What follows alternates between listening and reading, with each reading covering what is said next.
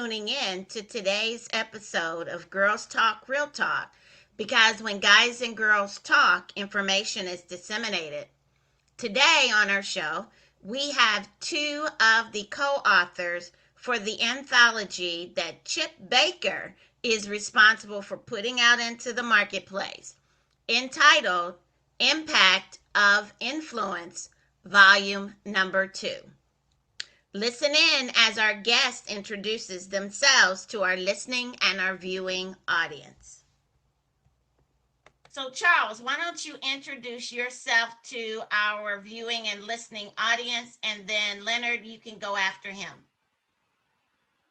Okay, thank you, Ms. Jones and Michelle Jones. I really appreciate you. Me and my brother, we really appreciate you having us on your show this evening. From what it sounds like, this isn't usual for a bunch of gentlemen to be on the show, but we feel like this is a privilege. So thank you so much for having us this evening. My name is Charles Woods. I'm from Conroe, Texas. I reside in Atascocita, right outside of Houston. I am a first generation educator. Never wanted to educate anybody's kids, never wanted to coach anybody's kids, and really did not ever want to talk to anybody about their kids. But I can say this is my 21st year in education, from a coach to a teacher, to an assistant principal, to a principal of one middle school, and now a principal of a specialized campus. And I love what I do every day. You know, it only took me 1 year to get my feet wet in education, and I haven't turned back. I think public education is the best thing out there for our young men and women. So just happy to be here, happy every day, live and breathe through positivity. Thank you so much. Leonard, why don't you go ahead and introduce yourself to our listening and viewing audience? Thank you very much. Very proud to be here. I am Leonard Webb. I'm a retired law enforcement professional of 27 years. I retired in 2017. I provided therapy for releasing men going back into society. Was my duty for the last 12 years of my career. I left that to get into education because there was just a quote from Desmond Tutu that said, sometimes you got to stop pulling people out the river and figuring out why they fallen in. And I went into education and got into the school system and started my own company, Evolutionary Motivation LLC. And I help educators connect with students that don't look like them. I'm an academic success coach. I help students achieve their academic potential. And that's what I've been doing since I retired. And it's been a terrific opportunity. It's changed my life. And when they say you're never too old, I was 48 years old when I made that turn. So you are never too old. And I left a job of 27 years to get involved in something I love. Well, you know, I've got something in common with you guys. At one time, I was in the classroom. I was there for almost 4 years before I kind of got pulled into another direction. So I understand you always say, I'm never going to do it. And then you find yourself in the space and then you love every aspect of it. Because I loved my kids. I loved what it was I was doing. I had the privilege to go in and actually run a program where I was teaching them how to be peer mediators. And I was teaching them peace across the curriculum. So I was showing him how science and math can be used to find peace in the world. So I am excited because somewhere around here, I actually have the book. I actually got the book from Jamal. Okay. And I've read the book, so I'm very familiar with the book. So why don't you guys, who wants to talk about the book? Who wants to share with my audience their take on the book? I'll let Leonard go first since I let Charles go first. How about you, Leonard? That's great. This was my actually second venture into authoring a book. My first one was called Youth Champs, a journal for teenagers to strive during their teenage years. And me and Chip had just got acquainted on LinkedIn. He actually was my first interview podcasts, and he like opened the door for me for some credibility. And when I had my first virtual conference during the pandemic called the Youth Champ Conference, he was the first person I called. So it was a pleasure to be involved in the volume 2 of Impact of Influence. And just meeting all the other 18 authors and powerful men was a great experience, and reading their chapters really helped me out a lot. My chapter was basically about how I introduced myself, my transition from being in law enforcement and then going into the educational system. And it happened just basically over a phone call where a mother had called me and she said, "What'd you do to my son?" And I was like, "First you have to tell me his name." And I'm sure I didn't do nothing to him. There's probably some confusion, but we'll figure it out. And she gave me his name. And I said, "Ma'am, he's not incarcerated here. He left here about 3 years ago."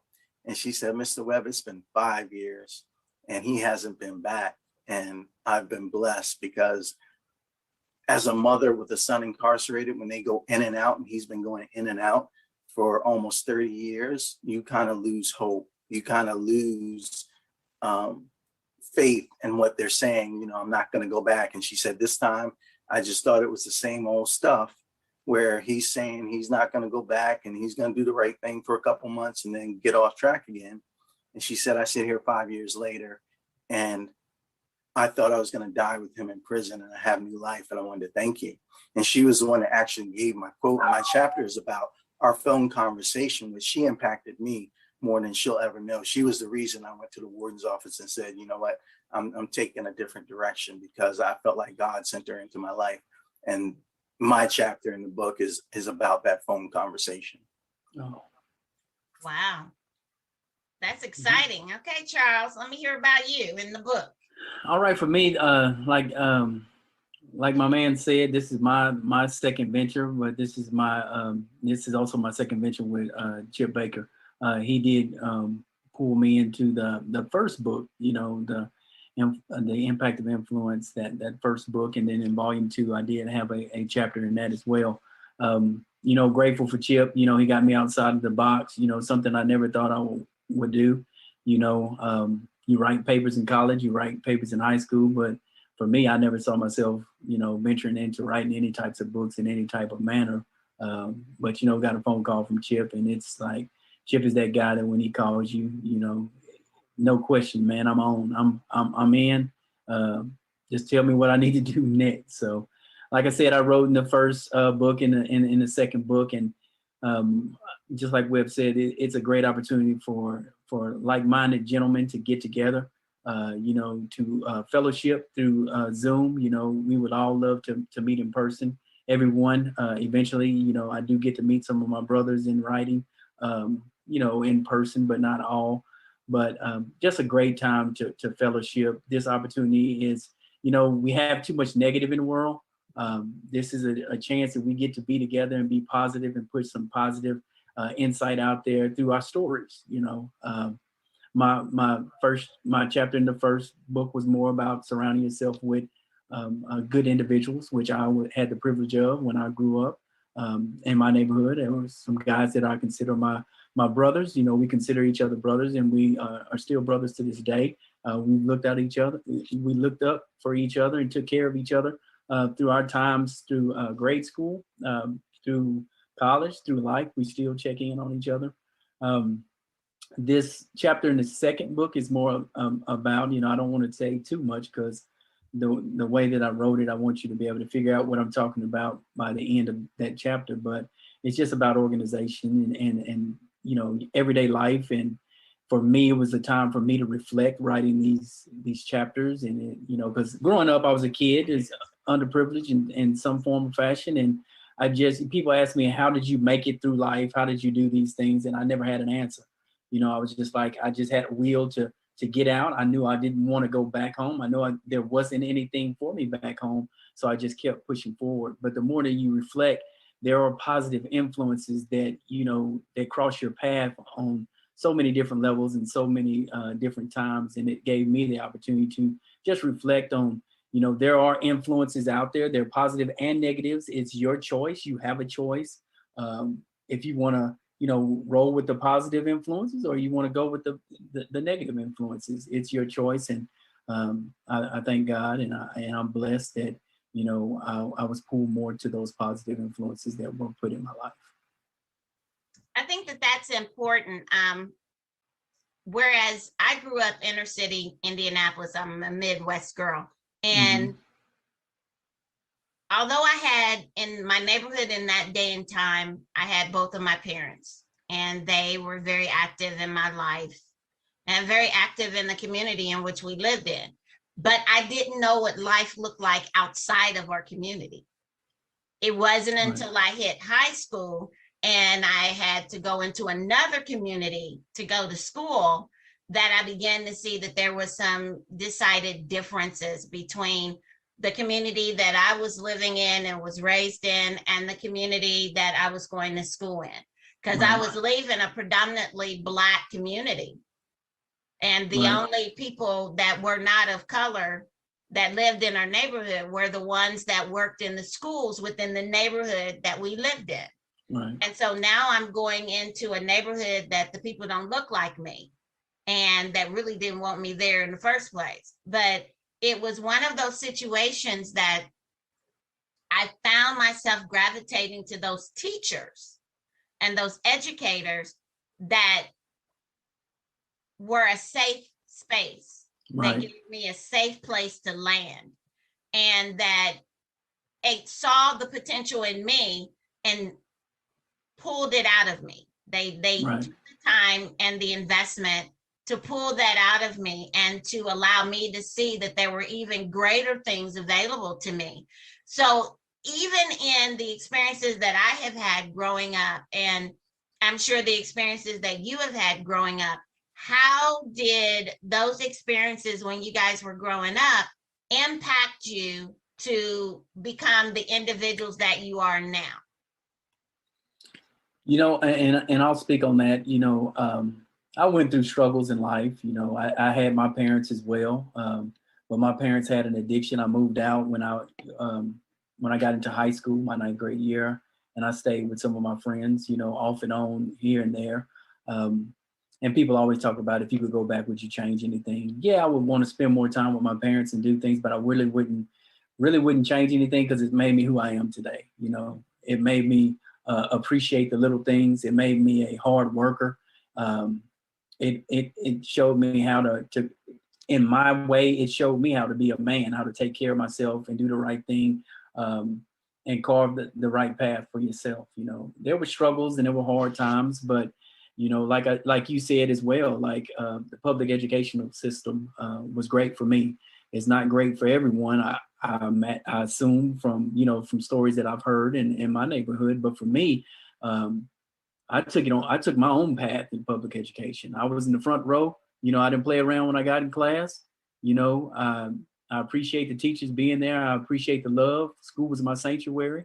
I played football because my friends played football, and I ended up being okay athlete and earned myself a scholarship to play in college and pay for 2 degrees, my bachelor's and my master's, so the things that I went through as a youth have, empowered me to be the person that I am. And I think it's also pushed me to where I am in education, and to want to be there for kids and support kids and let them know that, hey, there might be some struggles at home and some things that you're going through that don't seem right, but you have an opportunity now with education to carve your own path. You have an opportunity to have something that cannot be taken away from you. Once you get that degree or that diploma, that's something that you've earned, and it's yours for life. So I know my story just helps me carve a path for the young scholars that I support. And like I said, I wake up in the morning, I smile every day, enjoy going to work, enjoy going to my second home. And I love it, just every bit of it. Yeah. What about you, Leonard? I'm going to reveal my age with my stories. I'm from, my dad is white, my mom's Black, and they couldn't get a mortgage because of that. My first experience at school was my mother taking me to preschool and then them telling her, nah, we don't have any space for him. And coming home and my mom telling my father that's, what happened. he quickly grabbed my hand, put me in the car, drove to that school, left me in the car, went upstairs, and I'm sitting there. And leaving a kid in the car nowadays is taboo, but you talk Right. long time ago. And he came back down and got me, and he pulled me back up the stairs, and he said, so he's fine to come in now. And I remember the shock on the woman's face, seeing the same kid with a different parent. And they tried to scramble and say, oh, well, you know, and he was like, my son don't have to be here anyway. And he took me out. And again, telling my age, and my father was 50 when he had me. He grew up during the Great Depression. He was born in 1921. He was a World War II vet. He was put in a mental institution for having a relationship with a Black woman. So his experiences has impacted me a lot. And I remember, you know, him telling me, and these are terms that he used because those were the appropriate terms back when I was growing up, is that he told me, always remember that you're colored and the world is going to see you as colored. Don't think you're special. He said, I love you, but you're not special. And that impacted me a lot. So I went to a school in New York City where it was forced integration at that time. They took a few kids from this all white school, took a few kids from the all Black school and mixed us together. And that's how they formed the school I went to. And even though there was a lot of tension, we pretty much got along for the most part. There were times, you know, we fought and, you know, race things happen, but, you know, for the most part, we got along. But I was always in a difficult situation because being light skinned with, I never had my own thing, because if I was good at sports, so it was because I was half Black. I was smart. It was because I was half white. It was never because I just worked hard. Right. It was never because what I was doing.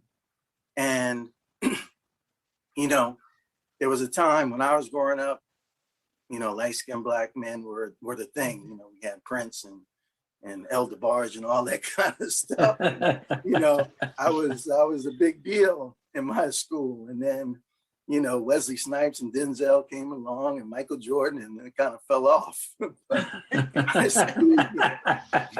making a comeback though. We're gonna make a comeback. We're making a comeback. I'm too old for that, but right.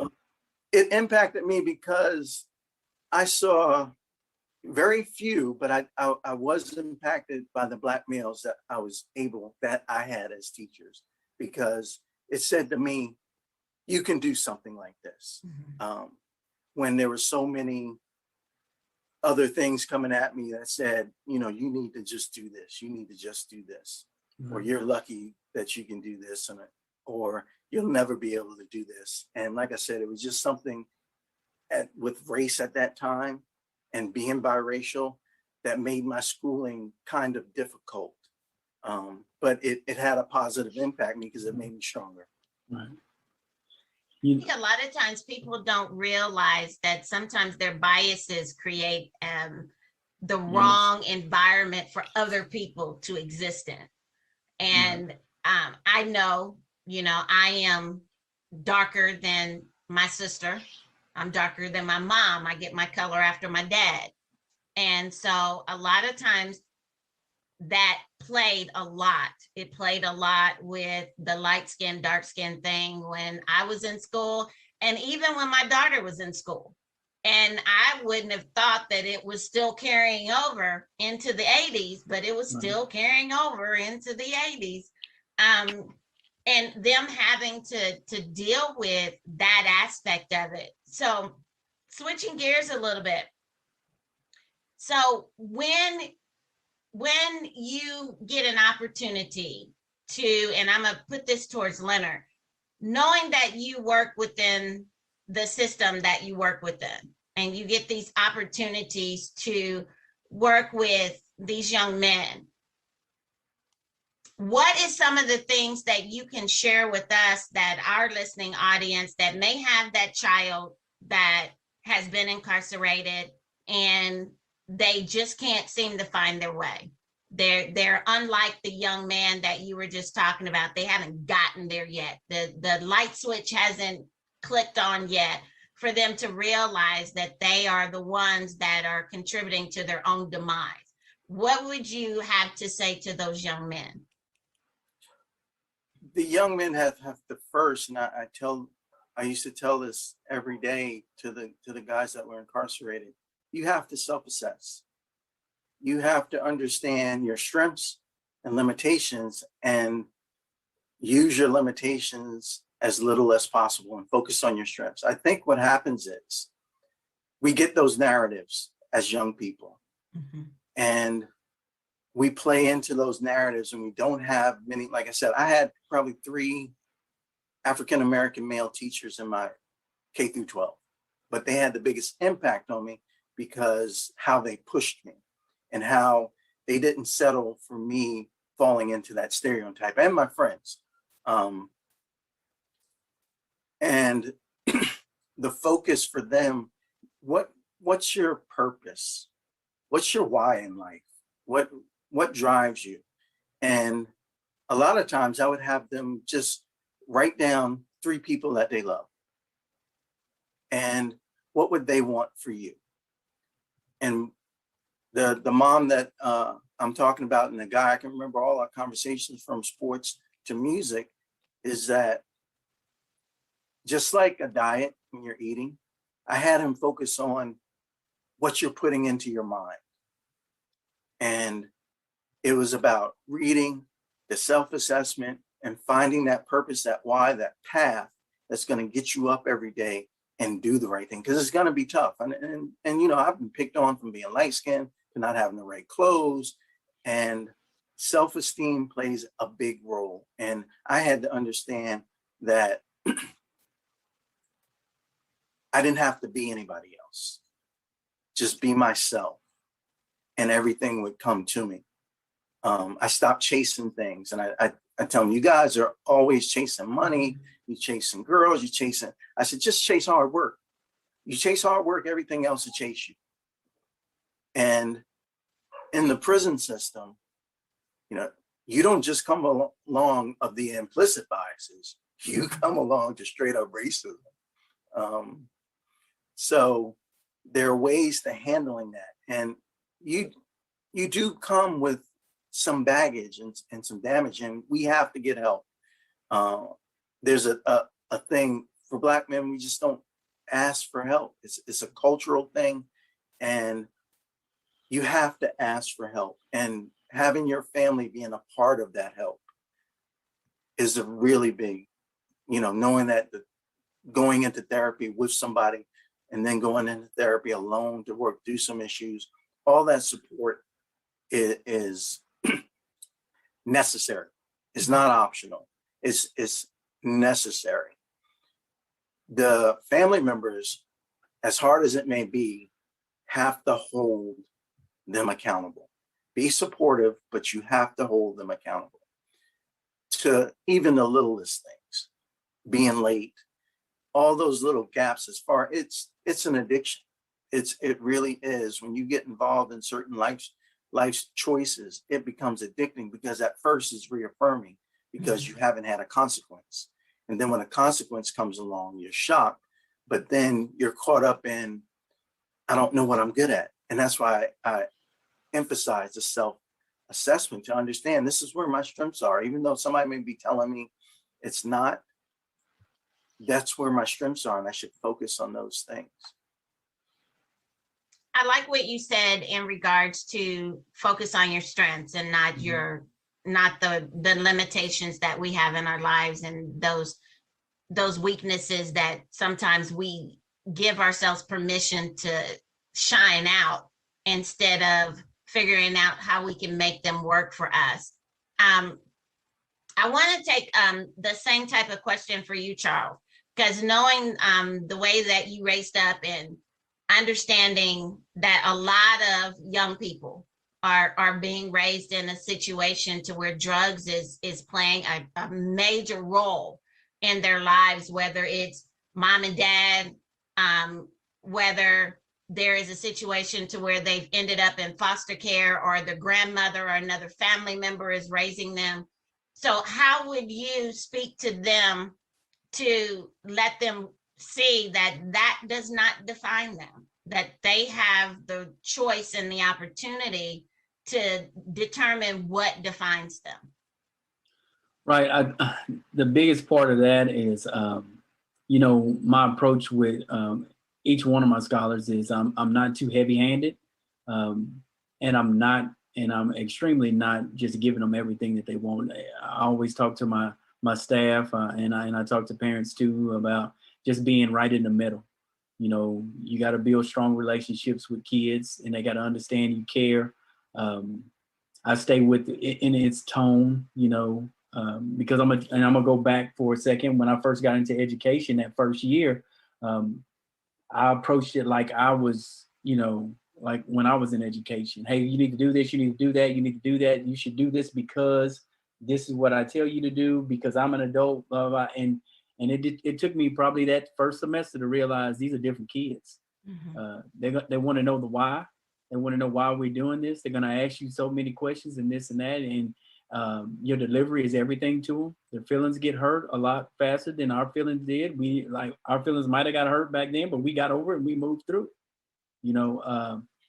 But just working with kids that are, battling different struggles at home, and they come through that, they walk through that door with a backpack full of things, and just my positive approach and talking to staff about a positive approach, and building those solid relationships. But also when I have those meetings with students, or my scholars, it's just ensuring them that this is your outlet. This is a place where you don't have to worry about those things that are going on at home. I know it's difficult, but when you cross that threshold of that door, leave that stuff at the door. This is your sanctuary. You know where people care about you. We love you. We expect the best out of you. We're going to help and support you get to where you want to be, accomplish the goals that you want to accomplish. And then we're going to help you kind of decide which direction you want to go in the future. I spend a lot of time because kids will open up to me and, tell me about this struggle and that struggle. And I'm mad at my parents. I'm mad at these. And I really focus on, hey, without mom and dad, you wouldn't be here. Ain't that it? Without mom and dad, you wouldn't have this opportunity that you have here right now. You got to lean into it. I know it's difficult days, but you really got to take this time that you have here, this opportunity that you have here, and you got to build on that right there. You got to focus on the positive in this, and it takes just conversation after conversation and having an open ear, but just trying to confide in the kids and get them to realize that this is your time to create the path of your life. Like, if there is no other place in education, you can carve your own path of what you want your life to be like. And just for them to see that, and I try to give good examples. I lead with my story. I tell them my story as well. And I can tell when my different scholars need that story, because they feel like, hey, you haven't experienced what I've experienced, because they look at Mr. Woods and walk through the door and think Mr. Woods has always lived in the suburbs and always drove a car that has air conditioning. And that's not, and that's not true. We've all went through our struggles, man. And I want them to see that, with this opportunity that they have in education, they can be and they can do anything that they want to do. I think that is important. And even as you were talking, it reminded me of a young man that I interacted with because I was working at a middle school, and I was working in a middle school immediately surrounding the school was the poorest in that area. Right. Low socioeconomic. As you moved out, then you saw the economic advantages that the people were experiencing, but right in the midst of the district of where that school served. I was amazed, understanding how I came up. And even at the time I was raising my children, and you take advantage of the position that you have in life, because nothing has introduced you to an opposite side of that. So you don't have any way to identify what it looks like. And I remember I had a young man, and he was a really sweet guy. He was in the 7th grade, really sweet, very respectful. But I'm an early bird, so I would get there early, and he would already be sitting on the steps of the school.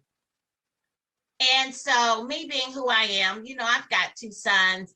Come on in, babe. Let's get you something to eat. Hang out in my office until it's time to go to class. That was my normal routine with him. And then one day I was talking to another student, and they knew that my office was a safe space. What we talked about in the office stayed in the office. And they shared with me that they were concerned about this young man. And I was like, why are you concerned about him? He's clean every day. He does his homework and all of that. And he said, Miss Michelle, he's been sleeping in abandoned houses in the neighborhood. I said, what? He said, yeah, he's been sleeping in abandoned houses, and I've been trying to get him to come to my house because my mom says it's okay for him to stay with us, but he won't come. And I was like, okay, show me where you're talking about. And so I had to stay late for parent teacher, you know, conferences and all that. And so he was there, and he was like, well, my mom says that it's okay if you'll drop me off. So I told her I'd drop him off. So we went into just a couple of blocks from the school, and there was an abandoned house. It wasn't boarded up, but you can tell nobody had been living there for a while.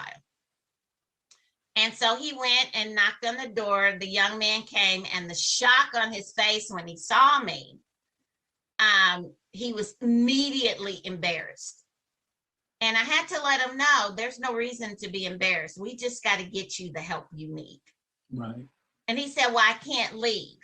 And I was like, why can't you leave? He said, because this is the house that I lived in with my mom, and she might come back looking for me. Oh. And I was like, well, we're going to have to figure something out, sweetheart. I can't have you living in this house. And he said, but the lights are on and there's running water. I have a little part-time job, and I make sure that those are paid. And I mean, he's really trying to convince me that he's okay staying in here. Now, mind you, he's a 7th grader, which means he's about 13 years old, 12, 13 years old. Right. And so finally I convinced him to come with me. I have him get his stuff and to come with me. And he was like, they're going to put me in a foster home, and I am not going to be able, my mom's not going to be able to find me. So as I'm talking to him, I get the story, because you know there's always the backstory. So mom left him to go live with her boyfriend because the boyfriend didn't want a woman that had kids, especially kids that were not his kids. And so he had been surviving like this for almost a year. And so, of course, because I'm working in the system, I have to report it. You know, I have to get in touch with our social worker, and I've got to make this report. And so while I was doing what I was doing, trying to get him help, the young man that showed me where he was, his mom and dad came back to the school when he called them. And so we were all sitting there with the young man trying to figure out what we were going to do, because he was terrified of going into the foster care system because he had been in there before and it was not a pleasant experience. And so the mom and dad agreed to take him. And it just so happened that they had already been approved as foster parents.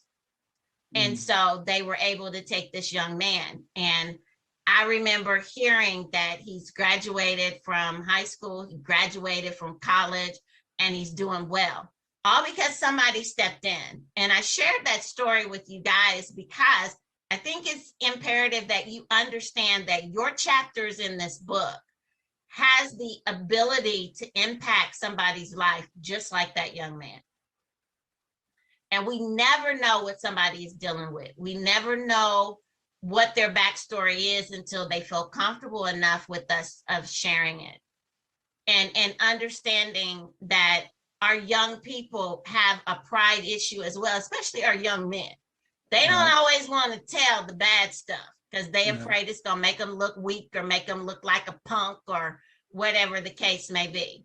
And so in instances where you both have come in contact with those tearjerker situations, those kids that really took your heart, it's like, man, wish there was something more I can do. Talking to other educators, talking to other people that do what it is that you do, how do you keep moving forward each day when you know you've got these young people that you're trying to give them all of the tools and all of the skills that they need to have a better life, but that's not necessarily the choices that they're making. That's not necessarily what they are showing you in their behaviors.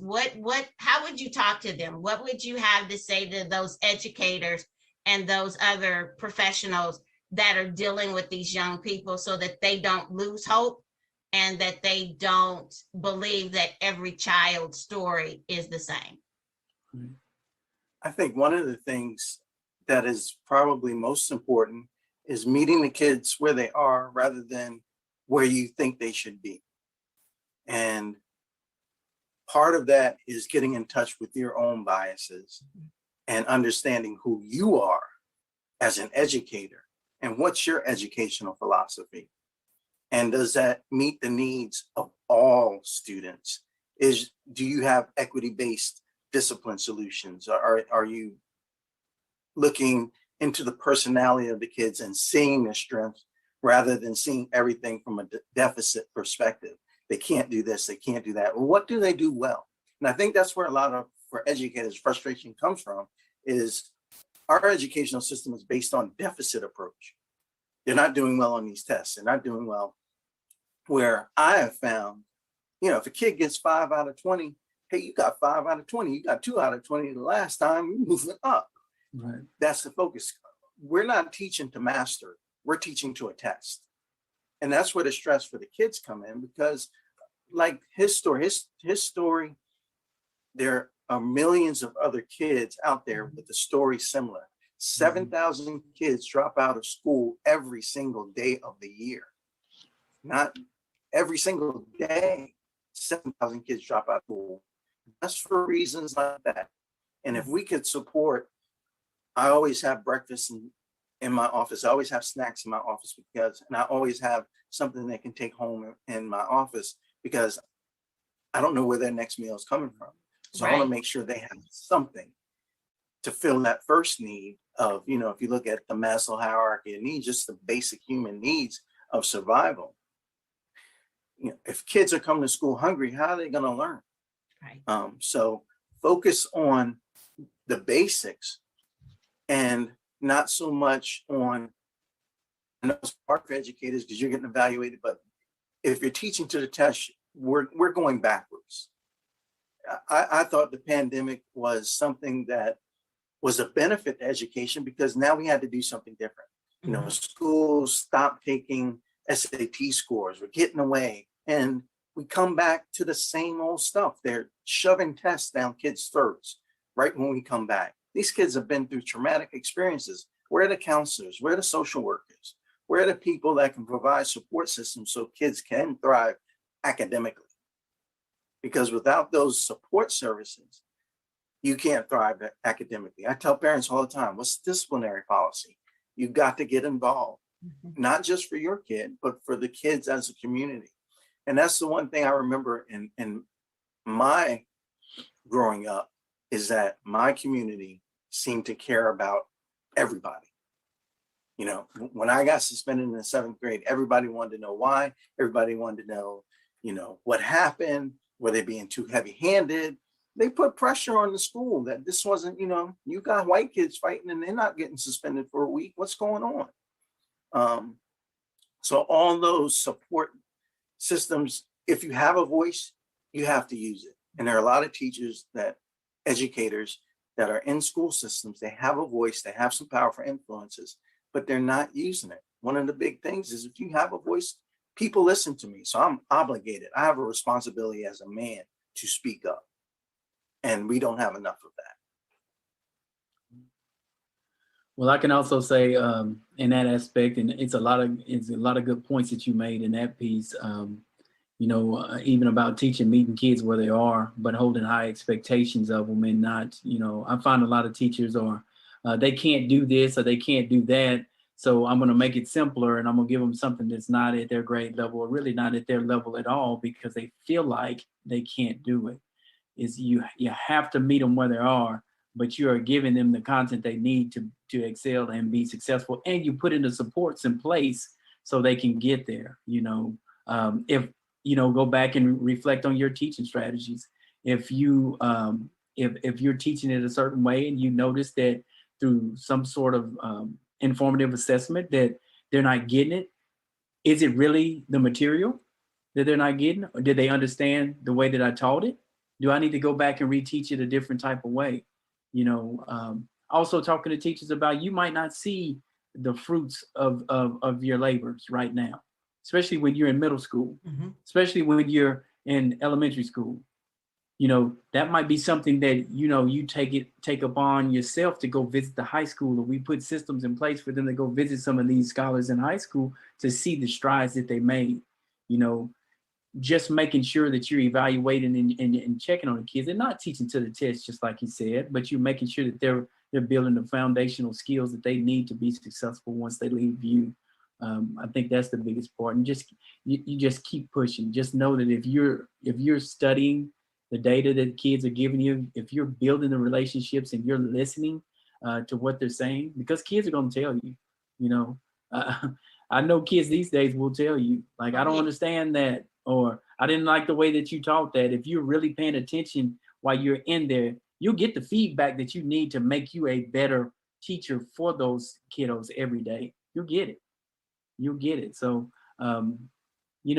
it's a different day and age, like Mr. Webb said, there is a lot of requirements when you think about state testing and all the tests that are thrown in their face. But if you just sit back and you reflect and you use your teacher teams and you guys reflect on things that worked in this class and that class, and you put those things forward and you listen to kids, like I said a few minutes ago, you'll have the structures that you need to be successful and help each young scholar accomplish their goals. You can't give up the faith. It's hard on some days. You're not going to see the fruits of your labors all the time, but it's those short-term goals, like you said, that you celebrate as well. I got 5 out of 20 right, and I only had 2 out of 20 right last week. You got to celebrate those things. Celebrate those things. Break it down. Say, hey, we're doing better. We're making a compliment. And like I expressed to teachers, you got to celebrate it. They got to know that you're excited that they're making some strides forward as well, too. And we got to help each other. And all in all, as adults in a educational system, we got to have each other's back and support each other. And, it's not going to always be good days, but you got to be able to lift each other up and pat each other on the back, and, just you tell each other you appreciate them and you're grateful to be teammates and work with them and in the work that we do every day, because it's difficult. It's really the small things. It is. Say my name right.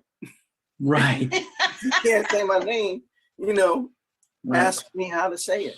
Exactly. As adults, don't be right. Build a relationship. What do you like? What kind of music do you like? This is what I like. You might find some common ground there, and that builds. It shows I care about you more than just being my student in period. Right. When you start that communication, you don't make assumptions just because there's somewhere. Assumptions kill all things about the educator-student relationship. Right. It kills it off the bat when educators make assumptions about students. Right. Get to know them. What are they like? Change up your routine a little bit. Right. Make sure your classroom, they can see themselves in your classroom. Right. It's really the simple things that make kids want to be there. If they want to be there, they'll learn and excel. You don't have to worry about state tests, because if you get them to believe and want to be in school, and that was for me, I wanted to be in school. Right. And that's why I did well. I wanted to be there. And the friends that I had that didn't do well, they didn't want to be there, so they made the day difficult. So make your teaching space somewhere they want to be, and you'll see the change. You don't have to worry about state testing. They'll want to work for you They're going to Right. do it for you. They're going to do it for grandma. They're going to do it for mom. They're going to do it for my little sister and nieces and nephews. That was I'm a first generation college graduate, but nobody behind me has dropped out of school since. Right. Nieces, nephews, all gone to college. So that's the impact we want. Right, right. And that's a very important what you said too. And it's like, if you're in that class or you're in that cafeteria, if you're in that library, if you're out in the halls and you just walk around the scholars and you just, just evaluate, you just look at what they got. Some kids might have certain things on their backpack. Some kids are wearing certain things, something on their jacket, something on their binder, something that they're watching. If you just pay attention to some of those little pieces, you can strike up conversations and they show that you're interested in them. Like we get so built into these surveys that we put out. You don't have to have a survey asking questions. If you just get up and actively monitor a classroom and see what kids are drawing, doodling, what they're wearing, like you can build a relationship. That's all I did as a teacher. I see a kid playing with a little skateboard. Hey man, you skating? I remember when I used to skate on my little bitty skateboard compared to the large one.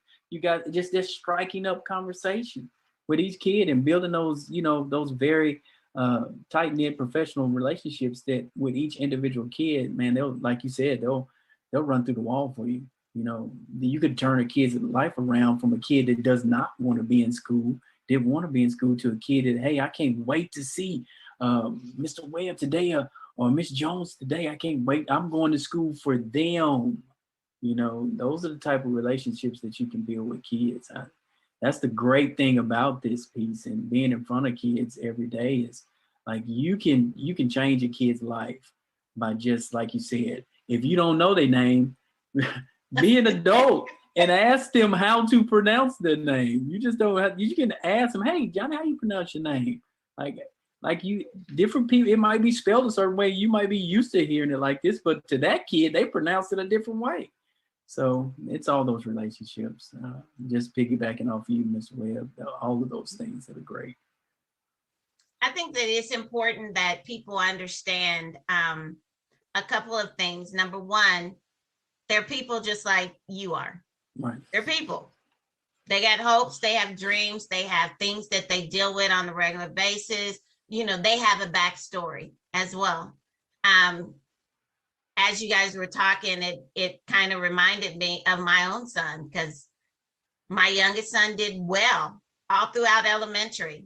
On a roll, not a problem, other than he had ADHD. So every so often he'd start drawing on a desk and the teacher would call me, Miss Jones, we got a problem with Christian. He's drawing on the desk again. And I would be like, whoever was calling me, well, maybe you need to interact with him a little bit more because he only draws on the desk when he's bored. So maybe you need to interact with him more. You need to challenge him more. You need to figure out what it is that it's happening. Well, he seems to be getting finished with his work before everybody else. Then maybe you're not challenging him, dear. I'm really big, and it was crazy because I'm really big on classroom management. Nobody is standing over your shoulder telling you how to manage this class. Right. You're the one that's dealing with these kids. Figure out how to reach them. Figure out how to keep them engaged. Figure out how to keep them moving forward. And for a parent like me that has a child who has ADHD, and his was more along the can't be still side. He didn't have the anger. He just couldn't be still. At all points of time during the day, some part of his body is moving. I don't care what he's doing. Something was moving. I get a call, Miss Jones, Christian won't be still today. Okay, well, maybe you need to send him and let him run around the gym so he can get off some of this. I don't know what to tell you. Right. I'm not there. And it got to the point where I would be like, don't y'all call me no more with this foolishness. Right. And that's school from 40 and 50 years ago. Exactly. You get done, you sit and wait for your next assignment. Where what would have been the big deal? Hey, when you get done, if you get done before everybody else, raise your hand. I'll give you some paper to draw on. That's it. At the very least. Right. Hey, at the very least. If you're feeling a little anxious or something, step outside the classroom, do some jumping jacks. We're stuck on this, sit at your desk with a pen in front of you and the paper on the table with your hands crossed, waiting for my instructions. Now, for me, I could do that. I'm a super introvert. You tell me to sit and not interact with anybody and just be alone in my own thoughts. I'm good.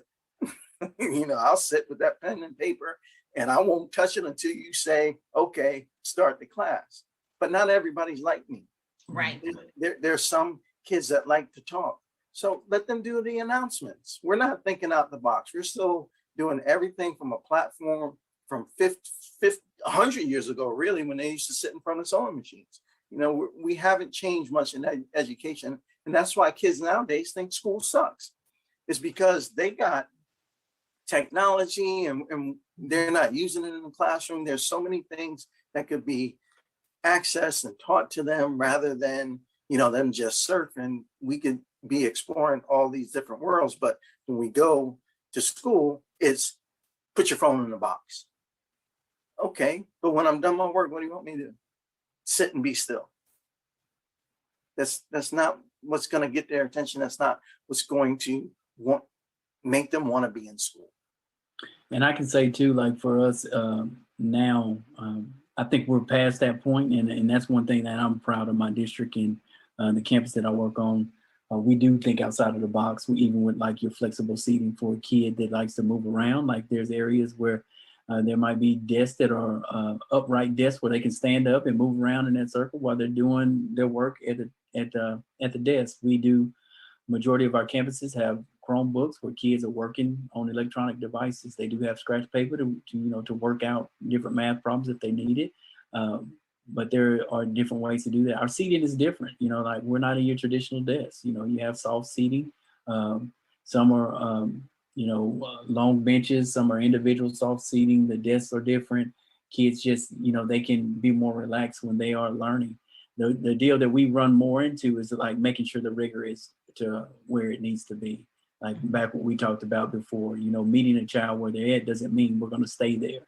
We're going to meet them where they're at so we can support them as we put the supports in place to get where they need to be, because our expectations still need to be high for our students. So absolutely, that's a lot where we lie. But I understand what you were talking about with that, just phone calls for those things that come on, that's classroom management 101. Like we got to take care of that. Those are problems situations that I wish I could experience, and deal with every day. I can deal with that, like no problem. Had you got that was one of the things that bothered me, because I'm in the classroom. The classroom. You calling me, I'm having to step away from my kids so I can take this call because here's my son. Figure out what you need to do. You're disrupting my classroom because you don't know how to run your classroom. I tell you what, if you have a problem, the special ed teacher down the hall knows how to deal with him. Send him down there. Oh, well, I can't send him to it. Yes, you can. You have my permission. Send him down the hall. Send him with his lessons, because that environment is something that's open for him to learn in the way that he learns. We've got to get into that place where it's happening. And I'm certainly excited, Charles, that it's happening in your school district, because it's so very important, especially now. Right. I have to tell you, my daughter, she's got a senior in high school and a sophomore in high school, and they drove her nuts. She says, I'm used to having a break from my kids. I ain't got no break. They ain't got no break from me. She said, all I'm doing is seeing kids. I'm hearing folks fuss at each other. And then I have to turn the internet off just to get them to act like they got some sense. And the one thing that I can say about the pandemic, at least for the people that I know, it gave them a greater appreciation for teachers. Right. If nothing else happened, it gave them, because some parents ain't used to dealing with their kids all day. Right. And it gave them a greater appreciation for them. And I had a lot of parents tell me, you know what? Because my daughter even called me, Mom, you're the grandmother, so you need to have a day. So which day do you want? Tell me which day you're gonna come over here so that you can help your grandkids be successful in school since they got to be at home. I said, sweetheart, I did not birth near one of them kids. I said, if they need some help with math, science, or English, they know how to pick up the phone. We can do a Zoom, we can do a Duo, we can do a FaceTime. But I will not schedule a weekly day that I'm coming over to your house to deal with your children. Not doing it. But it has been a pleasure talking to the two of you. Thank you for the things that you do, that you help motivate, that you help inspire, that you help encourage, and that you also provide our young people with the tools that they need to be able to live the lives that they were meant to live. Sometimes we get off track and we've got to be redirected back to the place that we need to be in order for us to move forward. So thank you so much for being those individuals that are in that specific space to give them that redirection to help them get back on track so that they will have the best lives. So I'm going to give both of you an opportunity to share whatever it is you want to share, and to also let our listening and viewing audience know how they can get the book and or get in touch with you if they so choose to. Go ahead, Seawood. All right, I'll go first. I do appreciate this again, Ms. Jones, for having us this evening and taking the time to interview us.